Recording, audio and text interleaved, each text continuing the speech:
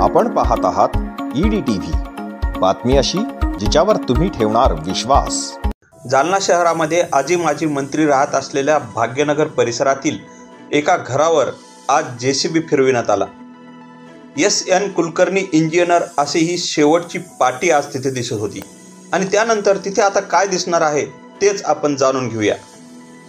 एखादा देशभक्त जर देशभक्तीच्या प्रेमाने ओतपोत होत असेल तर तो काय करू शकतो त्याचं हे ज्वलंत उदाहरण। सर, तुमच्या मागे जी पाटी SN कुलकर्णी इंजिनियरची ही आज शेवटच्या दिवशी दिसते आणि इथं सावरकर भवन उभं राहते। काय वाटतं तुम्हाला? मला सावरकर भवनाला हे द्यायचंच होतं आणि हा दान मी वगैरे हा असा शब्द मी वापरत नाही, कारण दान देणारे आम्ही कोण, आम्ही काहीच आणलं नव्हतं। त्यावेळेला हे जे देतोय त्याच्याबद्दल मला आनंदच होतो आणि माझ्या डोळ्यात देखत ह्याची देही ह्याची डोळा हे आज बांधकाम होतं, हे पाडलं जातं आहे, याचा मला खूप आनंद आहे। का द्या वाटतं सावरकरांनाच तुम्हाला? हे एकीकडे लाखो रुपये कमवण्याच्या मागे माणसं असताना हे साधारण 2 कोटीचं घर आहे, तुम्ही का देताय?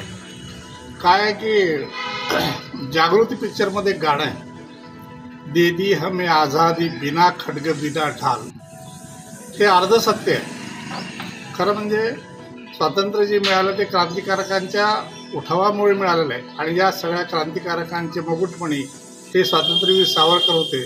माझी त्यांच्याप्रती श्रद्धा आहे, त्याच्यामुळे त्यांची एक उतराई व्हावी या दृष्टीने मी हे केलेलं आहे। इथे आता काय होणार आहे? इथे सावरकर भवन होताना इथे 5 मजले होणार आहेत। सुरुवातीला इथे तुमचं ग्राउंड फ्लोअरला जे आहे ते पार्किंग वगैरे असेल, फर्स्ट फ्लोअरला सावरकर भवन असेल, एक 45x45 हॉल असा अपेक्षित आहे। त्याच्यानंतरची जी 2 फ्लोअर आहेत ते लेडीज हॉस्टेल असेल, ज्या प्रत्येक फ्लोअरला 15 मुलींची एक व्यवस्था असेल आणि एक शेवटचं जे आहे ते अभ्यासिका असेल। असे 5 मजल्यांचा इथे मानस आहे आणि त्या दृष्टीने तो प्रयत्न आहे। एकीकडे जमीन जुमला जमवतात आणि तुम्ही हे सर्व दिलेलं आहे सावरकर सदनसाठी। अशा परिस्थितीमध्ये परिवाराचा काय विचार घेतला? परिवाराचं काय, मला जे हे होतं परिवाराला 2 मुलांना मी योग्य ते दिलं आणि जी काही प्रॉपर्टी होती ती दिल्यानंतर माझ्या नावाचं जे आता घर राहिलं होतं तेव्हा माझ्या नावाने मला काहीच नको होतं, म्हणून मी हे घर दिलेलं आहे।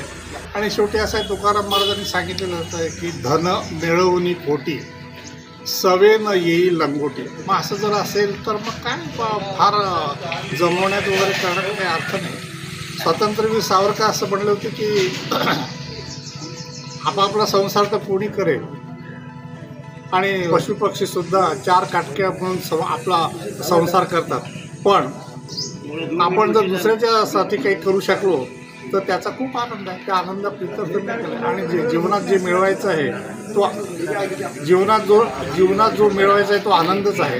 त्या आनंदासाठी माझं चालू सावरकर भवनाच्या जुन्या इमारतीचं पाडण्याचं कामात चालू करत आहोत। सदर इमारतीमध्ये मुलींसाठी 6 room ground floor, 5 room first floor अशी व्यवस्था आहे। एका रूममध्ये 3 मुली असतील, अशा 33 मुलींची राहण्याची व्यवस्था आहे। रेक्टरसाठी ग्राउंड फ्लोअरला व फर्स्ट फ्लोअरला राहण्याची जागा आहे। ही इमारत साधारणतः 1 वर्ष 3 महिन्यात पूर्ण होणार आहे। या इमारतीचे drawing design architect Sameer Gokhale Miraj यांचे आहे।